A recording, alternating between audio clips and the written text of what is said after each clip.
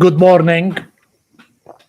I make this video that you listen well to a very important interview for all the world for peace.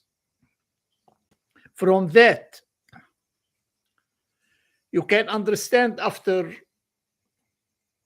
the interview why we support our leader to the Fertile Crescent, the Israeli people, and the state of Israel, and the Syrian and Iraqi people.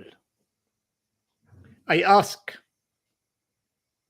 we need meeting with the Israeli administration, and we need Eli Cohen, the Lebanese Eli Cohen, who live in Israel now, as to be the president of the group of Lebanese group that we are ready to make visit Israel, and this group will be presided by Eli Cohen. We need to be member of this group. Sarah Rachel Goldman and her husband, the famous husband Elias Karim, to be member of the delegation, Lebanese delegation, and will be preside the group, the delegation, Eli Cohen.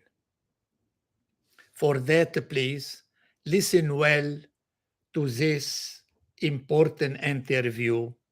To all of you in the world, listen to this important interview. Professor, please begin. We have to start with the war in Ukraine. It affects us all. But your position, I would say, it's not exactly as the position of the U.S. government. My position is this war could end soon, even right away, on the basis of reasonable negotiations. The American position is no. The only way this war can end is to defeat Putin. To my mind, that is both wrong and completely unrealistic. President Biden says we are going to win 100%. How do you defeat a country with 1,600 nuclear weapons? I don't think the U.S. government has thought this out at all. And I would say the same thing is true of the European Union. They talk about defeating Russia. Professor, 1/3, maybe a little less, of Ukraine territory is occupied by Russia. So insisting on negotiations right now means that Putin is winning. Well, I already gave my advice many times to the Ukrainian people and government, which is don't get caught in a proxy war between the U.S. and Russia, because your country will be destroyed. And that is the tragedy. I said to the Ukrainians, look at Afghanistan. Is that what you want to look at? 15 years of occupation and continued destruction, 20 years basically from the time of the U.S. invasion. Don't do it. I told them all my life the U.S. has been, quote, helping, in quotation marks, Vietnam, Cambodia, Laos, Iraq, Syria, Libya. What kind of help? This ends up destroying the country.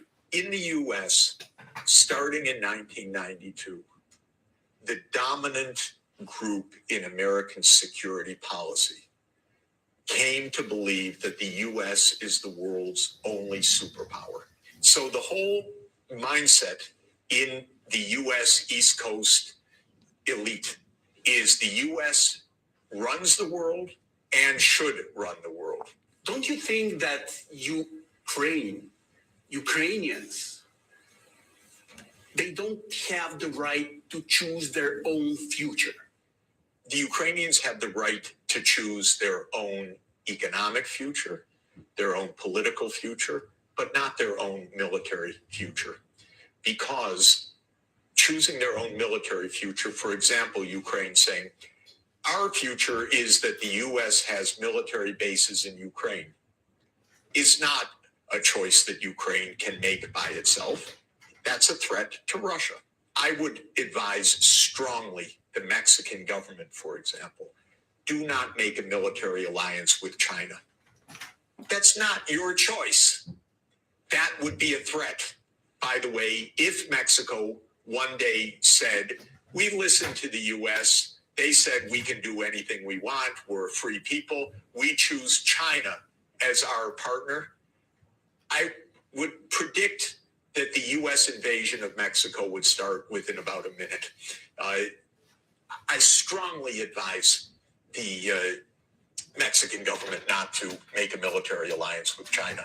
Professor, how can we understand relatively hawkish position of the European allies? I'm really disappointed in European leaders right now because I know privately they have all sorts of views that they are not explaining to their public. I've spoken to the heads of government in Europe where they've said to me, for example, NATO enlargement, very bad idea. In fact, Scholz went to Russia in February 2022 and said to Putin, as long as I'm chancellor, NATO's not expanding. And Putin looked at him and said, yeah, how long are you going to be chancellor? I need the United States as my counterpart, not you. And he told the truth. This is a U.S. alliance. It's not a German alliance. And the U.S. is absolutely on the hardline side. The real mindset now of the U.S. leadership is we have two enemies that threaten our unipolar world. One is minor. That's Russia. We'll weaken them. We'll have the war for a while. We'll wear them down. But that's a second-rate regional power. They forget about 1,600 nuclear weapons. They forget about 11 time zones. They forget about some of the largest resource deposits in the world. They forget about the talents of the Russian people. All of that. No, Russia, but we'll weaken them. We'll weaken them. The one that's terrifying them is China. They don't quite know what to do. So right now, one of the arguments is we need to be tough in Ukraine to show China we mean business. If we back down now, what's China going to do over Taiwan? Honestly, Ukraine isn't even the center of attention. Ukraine thinks, this is a war about us. No. First, it's a war to weaken Russia, in which Ukraine is stuck, losing hundreds of thousands of people and cities, and that's horrible. But it's not even about Ukraine in the twisted mindset of some of these elites. It's about China. You hear this interview. For that, I forgot to tell you that Mr. Ilyas Karim, he is Lebanese too. So our delegation has to meet the majority in the Knesset and the minority in the Knesset and explain the situation of Lebanon and the Fertile Crescent. And I hope the Syrian people make the same like us, delegation Syrian, and to visit Israel and make appointment meeting with the majority in the Knesset, the parliament Israeli, and the minority MP in the Knesset too. There is no solution for the Fertile Crescent. They are our neighbors. You hear this, what he said, the professor. La géographie, it is the essential, not the history. The essential is la géographie. For that, we have to contact, and we need, I repeat, sorry to repeat, we need Eddie Cohen to present the delegation Lebanese to Israel. Thank you, and thank you very much. My deep respect and my love for all of you. Thank you.